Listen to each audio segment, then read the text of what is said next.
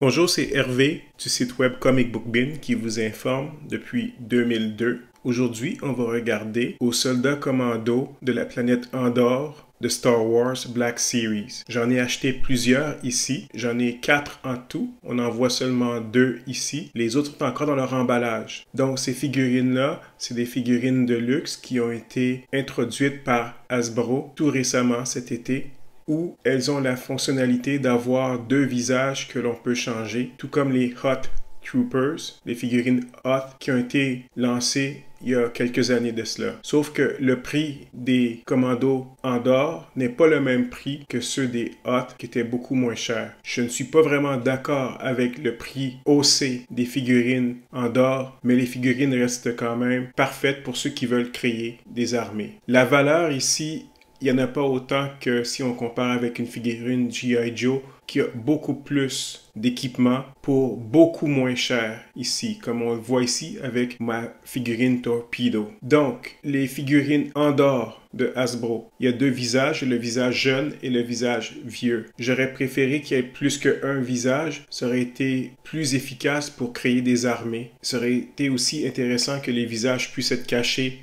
dans le sac à dos, tout comme les Hot Troopers où il y avait un visage qui était caché en arrière. C'est pas ce que Hasbro a décidé de faire ici. Hasbro a favorisé, haussé le prix et enlevé des éléments. Donc, le Hot Trooper était vraiment une meilleure aubaine pour les collectionneurs et il y avait encore plus d'options quand on voulait créer plusieurs personnages différents. Néanmoins, c'est des belles figurines. Donc, les gens chez Lucasfilm, Star Wars, ont toujours favorisé l'esthétique du design par-dessus les articulations en ce qui s'agit de Star Wars Black Series. C'est pour ça qu'il n'y a pas autant d'articulations que comme dans les figurines Marvel Legends ou G.I. Joe Classified. J'aurais préféré plus d'articulations ici.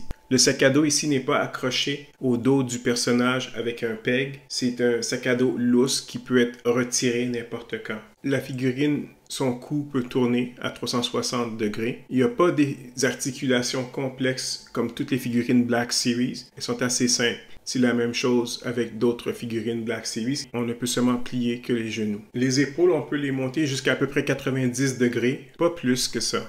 Les coudes, il y a seulement une articulation, une jointure, et on peut aussi faire une rotation là-dessus, sur la jointure. La même chose pour les poignets.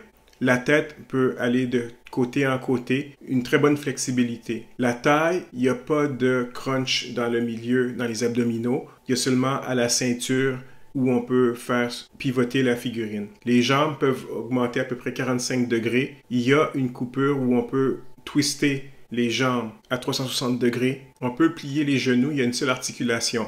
Un des problèmes avec l'articulation des genoux, c'est que la couleur grise de base reste en arrière. Il aurait fallu que Hasbro prenne une couleur verte pâle pour le plastique de base au lieu du gris. Donc quand on plie le genou, c'est pas tellement beau, c'est un manque d'esthétique un peu ici. C'est très dommage ici. Les articulations sont un peu difficiles des fois, un peu encore gelées. Les chevilles sont amovibles aussi, on peut les tourner. La figurine se tient assez bien debout, mais pas tout le temps. Il faut des fois jouer avec un petit peu plus. Ce sont de très belles figurines qui se comparent très bien avec d'autres Black Series dans le passé. On ne peut pas entreposer les armes facilement sur les figurines malheureusement, comme c'était dans le passé avec les figurines Hot. Les visages sont un petit peu difficiles à changer. C'est un peu difficile, c'est quelque chose qui serait plus simple autrement, malheureusement.